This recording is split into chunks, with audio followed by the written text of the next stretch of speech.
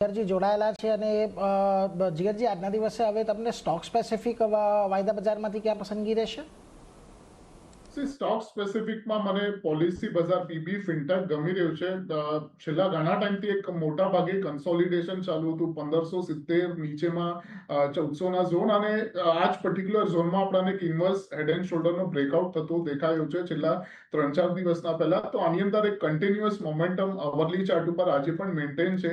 એટલે four trading perspective definitely આમાં current લેવલ્સથી by કરવાની સલાહ રહેશે. સ્ટોપ લોસ જે રહેશે 1600ના નીચે રહેશે અને ઉપરમાં જે ટાર્ગેટ રહેશે 1670 નો રહેશે. આ ટ્રેડિંગના હિસાબથી મેં કીધું, અને વીકલી ચાર્ટના બેસિસ ઉપર આની અંદર મેજર ટર્ન અરાઉન્ડ દેખાડી રહ્યું છે. એટલે કરંટ ભાવેથી પણ બાય કરવાની સલાહ રહેશે, અને નીચે 1600માં પણ મળે તો આપણે બાય કરશું. સ્ટોપ લોસ આની અંદર 1500ના નીચે રહેશે અને ઉપરમાં મોટી 1800-1820ના લેવલ્સ પીબી ફિનટેકમાં આપણે નેક્સ્ટ 3 થી 4 મહિનામાં જોઈ શકીએ છીએ.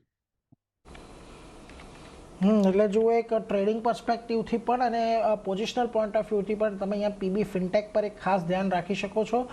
ટ્રેડિંગ પર્સપેક્ટિવથી જો તમારે ધ્યાન રાખવું હોય તો 1670ના લક્ષ્યાંકને તમારે અહીંયાથી ધ્યાને રાખવાના છે. 1600નો એક સ્ટોપ લોસ ધ્યાને રાખજો, અને જો ખાસ કરીને તમે અહીંયાથી થોડુંક પોઝિશનલ પોઈન્ટ ઓફ વ્યૂથી લઈ રહ્યા છો તો 1500ની નીચેનો સ્ટોપ લોસ રાખો.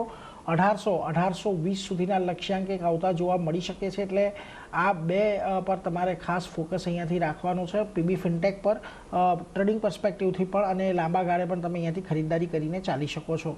વેલ, આગળ